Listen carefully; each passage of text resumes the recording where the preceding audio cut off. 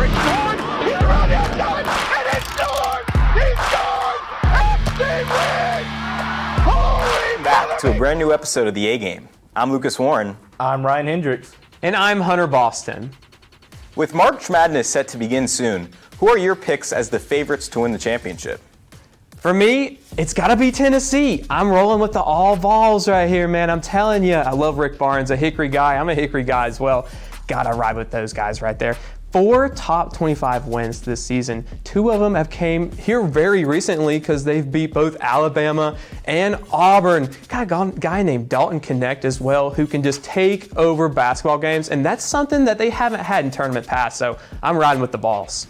Yeah, Dalton Connect is much watched TV. He's the most electric player in college basketball right now, a 3-level scorer. And like you said, the Vols haven't had an offensive weapon like that in the past, but they still can win in multiple ways. This past weekend, they beat Alabama. It wasn't the best shooting performance, especially from Connect, but they still pulled it out even though they trailed by double digits. And you just look at the options they have offensively. A guy like Santiago Vesevi was the leading scorer last year, and he's now the 6th leading scorer on this team. They've just totally gotten more options there. But UConn is inevitable. They just look ridiculous. First Big Ten title since 1999. 5 national championships in that time. It's harder to win the Big East than the national championship, I guess. But yeah, they look amazing right now. Yeah, Lucas, I love that point on UConn. And I understand they slipped not that long ago versus Ohio State, but games like that are going to happen. This UConn team is still the favorite to win because they can score at all 3 levels. They can shoot the 3 ball. They can get it done in mid-range. And a guy I want to highlight for a second, Donovan Clingan, a top 10 pick in this NBA draft coming up. He can run from rim to rim. He's got the size you need to bang bodies down low in the paint with guys like Zach Edey if you love Purdue. But I think Donovan Clingan can get it done in more ways than Edey can. So that's why I think UConn still is the favorite. Though, guys, I do like Tennessee as well. But moving outside of those teams, every year in the tournament, we see a handful of upsets. What are the teams that are most at risk? Yeah, that y'all didn't think Purdue was going to do a good job. They're not a real contender. I know I didn't like them, but what's the deal with that? So all 3 of us up here on this panel don't pick Purdue at all? I just look at Purdue as a team. It's a popular pick right now. They lost in the first round last year to a 16 seed. They have the history of losing early in the tournament. I don't have faith in them, making the heights they want to hit, winning a championship, but I think they will have a more successful postseason run. I just think they've had too many, scars during that postseason, and now they're a more well-equipped team to handle those kind of games. But a real upset team I'm looking at that could get a 1 seed is Arizona. This is a team that has a very questionable resume. Their best win is against Duke back in November in Durham, but that's a long time ago. The Pac-12 is an incredibly weak conference, and the only other good team in that conference, Washington State, has beaten them twice. They're an offensive team that leans offense, not a lot of defense. I don't like how things are looking for the Wildcats. I'm also with you, Lucas. I think Arizona could be the team to get upset. I'm not a huge fan of them. I know they got Caleb Love, and tournament Caleb Love could be a different beast, I've heard, but I don't know. I also picked Washington State. I think Washington State could win the Pac-12. I really do. It's just they have a win over an overrated Duke team. We don't have to talk about that right now. And they beat Michigan State. Like who's been talking about Michigan State in this year? I know I haven't. So I'm also picking Arizona as well. Guys, I'm shocked none of the rest of y'all are taking Houston to be a team that's going to get upset, because every single year it's the same team for Houston, the same style of team. It's what we say for Purdue, but it's even worse for them because they can't score the ball at all. They try to go into every game and just said, we're going to just do defense. We're going to go out here, just get into rock fights and score these very low-scoring games. And we know when the NCAA tournament starts, that's just not going to happen. And I was watching ESPN the other day, and they said that their best offense for Houston is to miss the first shot and get a rebound. I can't think of a worse way to go about your offense than saying, we're going to miss the first shot, then get a rebound and get a putback. It's horrible. I don't think Houston's going to get it done. They're Sweet 16 at best. Another team that, like Houston, continues to play the same way, but on the other end of the spectrum, Alabama, I'm very questionable about. Once again, they're a team that's all offense, no defense. Right now, they rank 343rd in defense. Points allowed of 363 schools, 79.3 points per game. They're fun to watch, but not a sustainable team in the playoffs. Anyone picking Auburn? What's Auburn going to look like in there?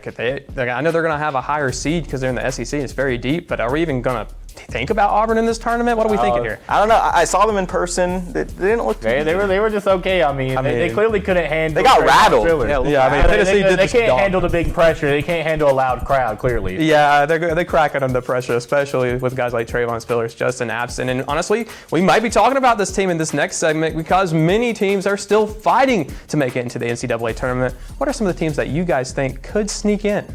I'm looking at St. John's right now, and a team led by Rick Pitino, probably the most polarizing coach in all of college basketball. But this St. John's team is getting hot right now, and that's what I'm looking at with this segment, just teams right on the bubble. So they have right there all year. We're looking at 38th in the net for St. John's, and I don't love using the net rankings for everything, but it clearly means something to the committee to get these teams in. And right now, Houston, they're rattling off good wins. They got to win against Butler. They got to win against Creighton. And we just saw Creighton knock off the team we all love so much in UConn. So I think St. John's is starting to put it together right at the very right time. And I think Rick Pitino is going to get another run in March.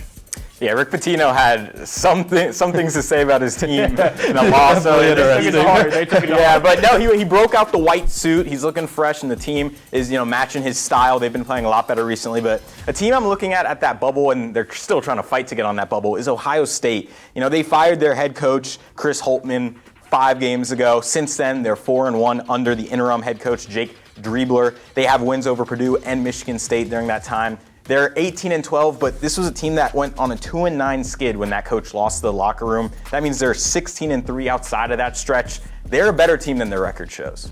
Yeah, I'm going to make mine quick because I got another question I'd like to add to this as well. But I think it's going to be the Deacs at Wake Forest. They were towing the line for me earlier, and I really thought they might not make the tournament, and then they beat Duke. I know I said earlier that Duke is overrated, but they're still a good team. You still got to give them props for that. And unfortunately, the Deacs did that terrible thing of rushing the court. I still can't believe it. They should be very ashamed of that. Wake Forest is a lot better university to allow their students to rush the court. But other than that, they're going to have to get some wins in the ACC tournament. But I think it's possible to do that. Lucas. Can I say, I just want to say I'm thankful to see Kyle Filipowski recovering from that gruesome. He's doing windmills and it now. just shows what the human body can do.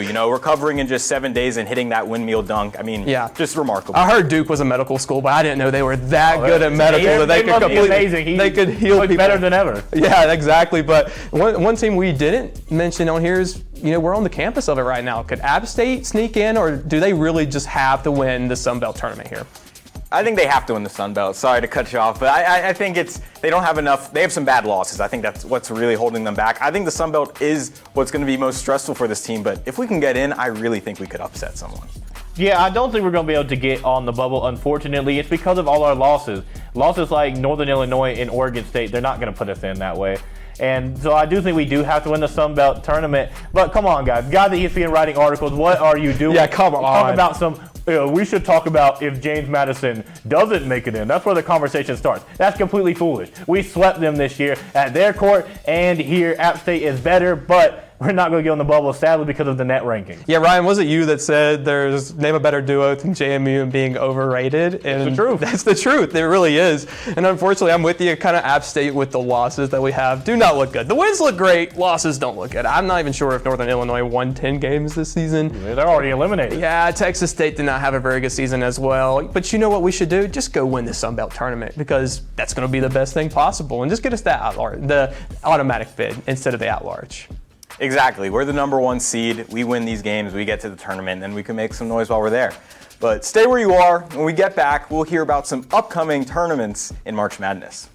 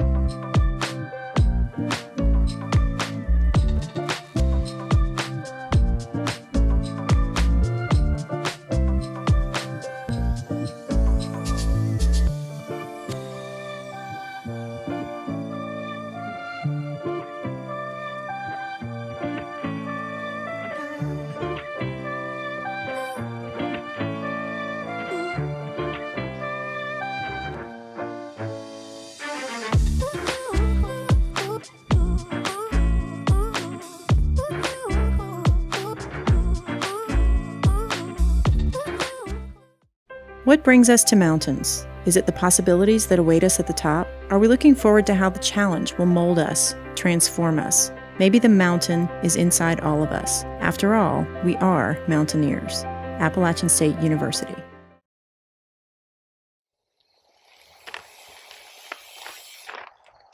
Hi, my name is Melissa Weddle, and I'm Department Chair of Recreation Management and Physical Education at Appalachian State University.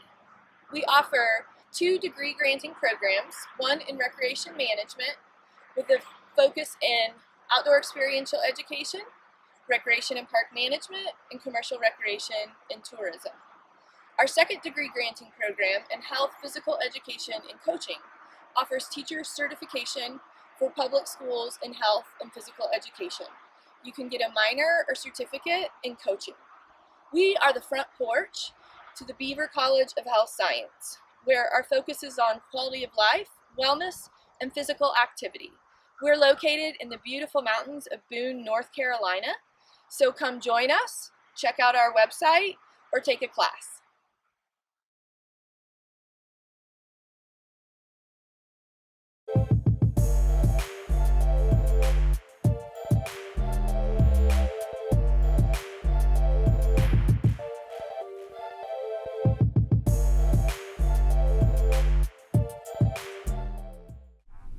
Conference tournament basketball has begun. We're going to take a look at a few conferences where even the best teams must win the conference tournament championship in order to make the NCAA tourney. We're going to predict some of the winners.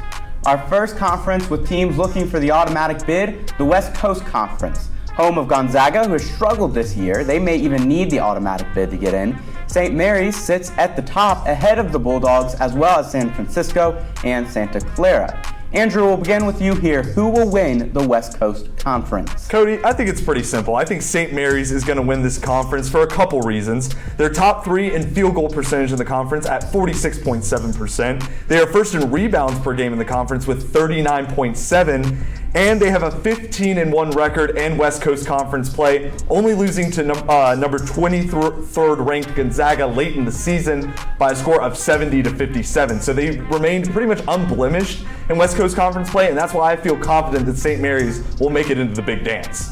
Andrew, I'm going to have to disagree with you on this one. I think it's going to be the Gonzaga Bulldogs who win this conference tournament. In the last 30 years, so since 1995, Gonzaga has won the conference tournament title 21 times compared to St. Mary's 4. It's been established that Gonzaga is the class of this top conference for the last several decades at this point. They beat rival St. Mary's at St. Mary's, as you just said, in their most recent meeting.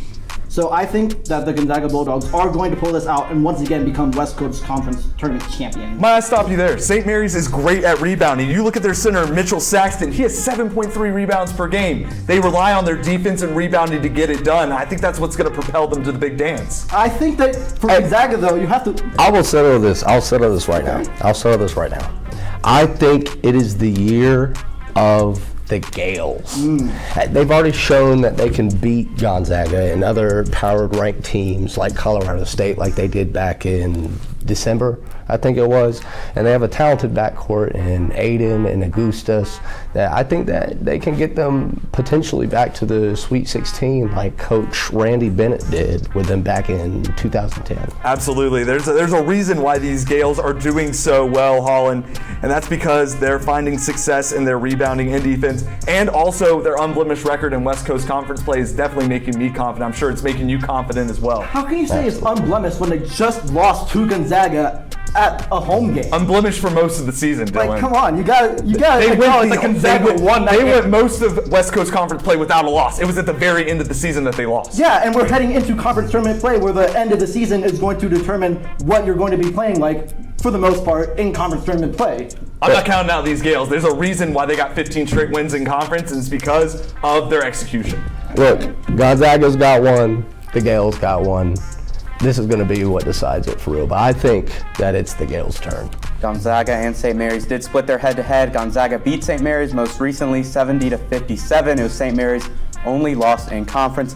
The championship is Tuesday at 6 p.m. Moving on to the Missouri Valley Conference, Indiana State is at the top, looking to make it to the NCAA tournament for the first time since 2011.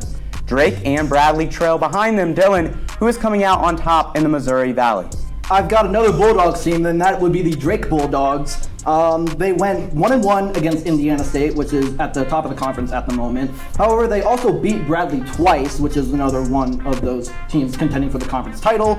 They're also the defending conference tournament champions, which I think you have to take into account for. They know how to get the job done come March, and a star player that you have to look at for the Drake Bulldogs would be Tucker DeVries. He's averaging 21.9 points, which is second in the Missouri Valley Conference, and you've got him leading the team in points per game, assists per game, field goal percentage, and steals per game. So he's going to be a star player here, and I think he could lead the Drake Bulldogs to another conference tournament title.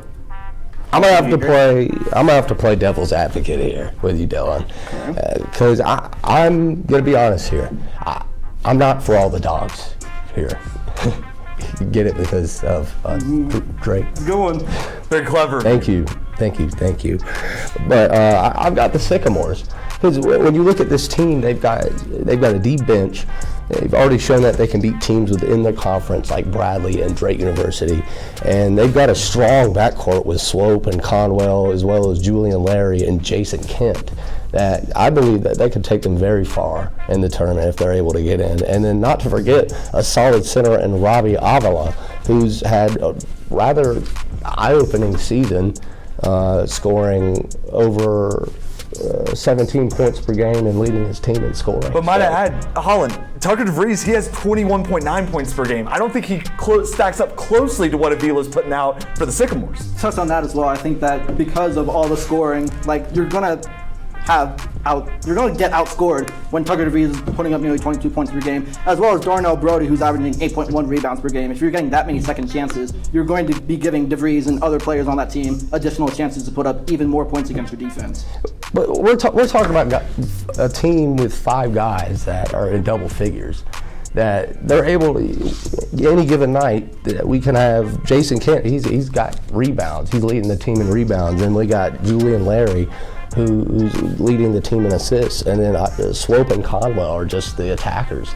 But it's a perfect storm. So I mean, overall, I think they have a great team, and I think that they're going to surprise a lot of people. Yeah, Holland, I'm sorry, I got to stop you there. I know I disagreed with you last time, Dylan, but I'm going to agree with you this time. Yes. Drake is going to win the Missouri Valley Conference. They're second in the conference in field goal percentage, actually, at 48.3%, and they also average 80.7 points per game. That seems like an offense that's on fire to me. So I think Drake's going to come out of the Missouri Valley, no question. And your guy might be good at rebounding, but Darnell Brody, 8.1 rebounds a game, that's first in the conference, not just first on the team. All right. Drake and Indiana State also split head-to-head matchups. The Missouri Valley Conference Championship is Sunday at 1 p.m. just after.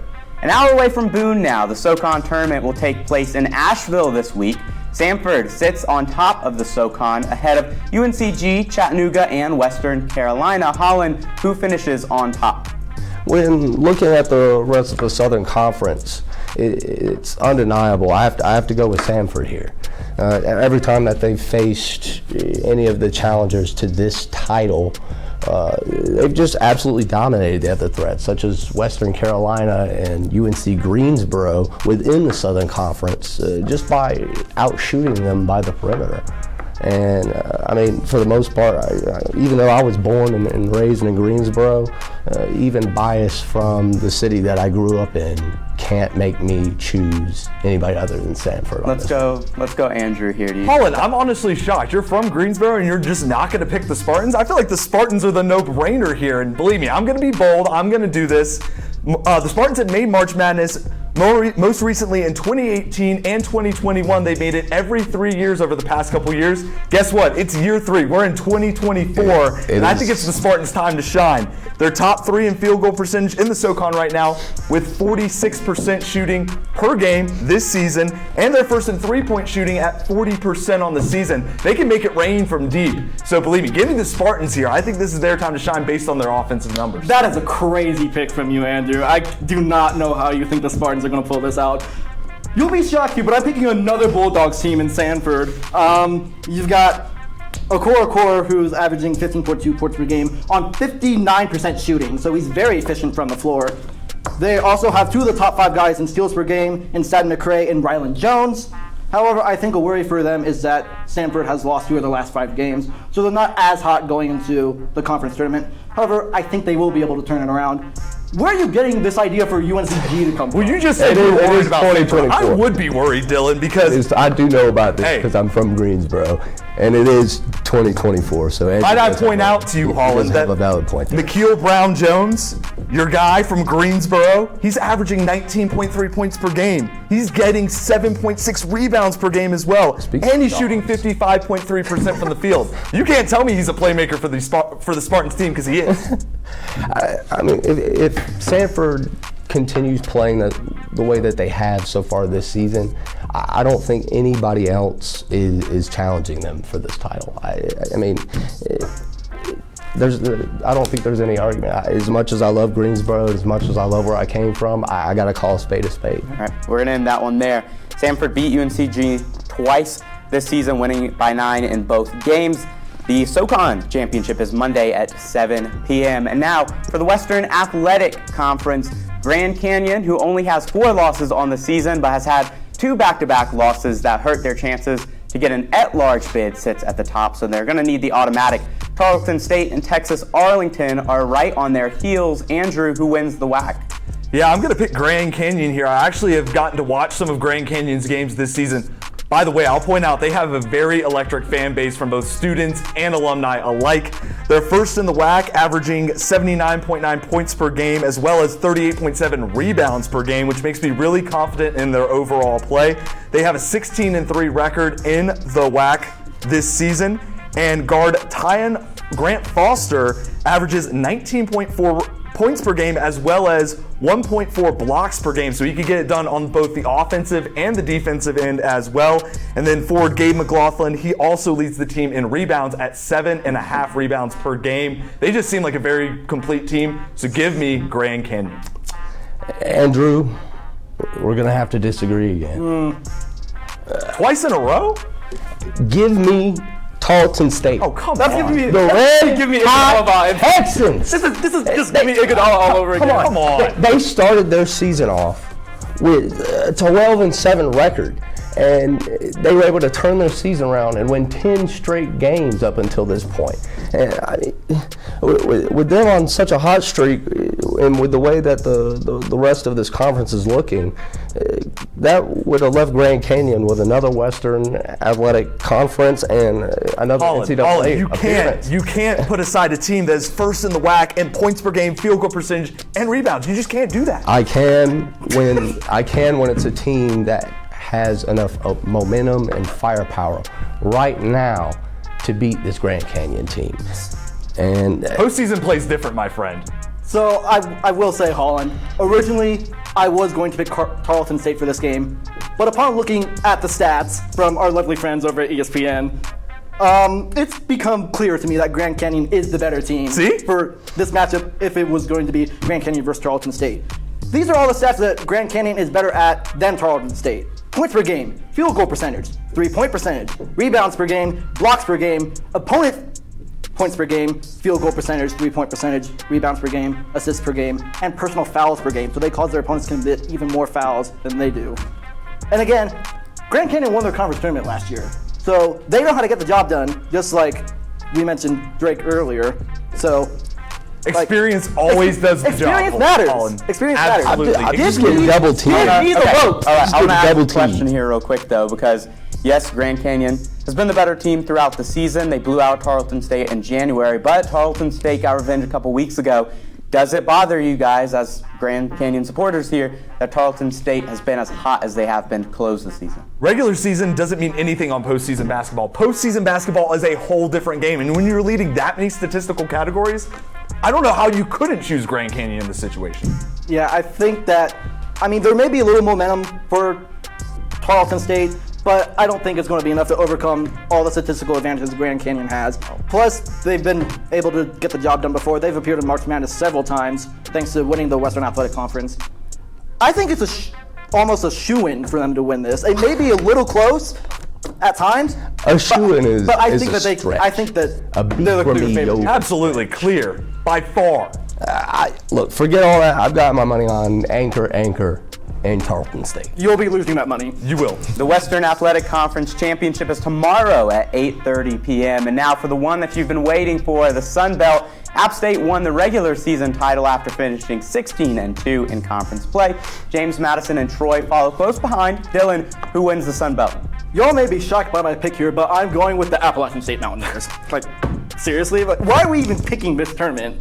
Like, they beat their closest opponent, James Madison, twice. At James Madison as well, which I think is an important detail there. They have the Coach of the Year in Dustin Kearns, the Defensive Player of the Year in Justin Abson, two all Sun Belt Conference first-teamers in Trayvon Spillers and Donovan Gregory. They also have a Sun Belt third-teamer in Terrence Harcum. The team chemistry is great. They shoot the three very well. They play with a lot of energy. They play with a lot of passion. It's got to be the Appalachian State Mountaineers for this. Bias aside, I think they are the best team in the Sun Belt. I'm in the exact same headspace with you, Dylan. App State seems like the no-brainer pick here. I mean, have you seen Justin Abson getting up there and blocking shots? Block party. This team as a whole is averaging 6.8 blocks per game. They have been electric on offense and defense. Some of their offensive numbers, Trayvon Spillers, he's averaging 13.1 points per game. He's shooting 61% from the field, which is better than the team average. And fifth-year forward Donovan Gregory, I mean, he's shown his veteran presence on this team. 13 points per game, 77% free throw shooting, and 50% shooting from three. This team really just seems like a no-brainer, both offensive and defensively. Give me the Mountaineers, no bias at all. This is the biggest shoe-in Yes. that we have here in this whole debate. Even more than with a 16-2 conference record as well. And not to forget that when we beat Auburn back in December, that also shows that not only are we the better team in our conference, but we can also beat some of the bigger teams out there too. So there's a very likely chance that we could be some giant killers in this tournament, and I'm very excited to see what we can do. Yeah, I'm excited to see what we can do as well. What I don't understand is why ESPN, like all their panelists, are picking James Madison to win this tournament. It makes no sense to me. We beat them twice. We've proven that we are better than them. I mean, sure, we may have like a couple of bad losses here and there, but throughout Sun Belt Conference play, we've beaten the teams that we need to beat if we're going to win this conference. So who knows? The panelists could have lost their minds. I mean, I might be on board with y'all with that if App State completely runs the table, but I feel like it's a little too early to tell. But I feel like the panelists might be off their rocker just a bit. Just a bit. I think they've completely fallen off. I'm knocking some wood here on the campus of Appalachian State. App State at the top of the conference. James Madison has 3 losses on the season. 2 of those have come from the Mountaineers. Thank you for joining us for this week's episode of The A Game. Make sure to follow us on Instagram at AppTVInsta.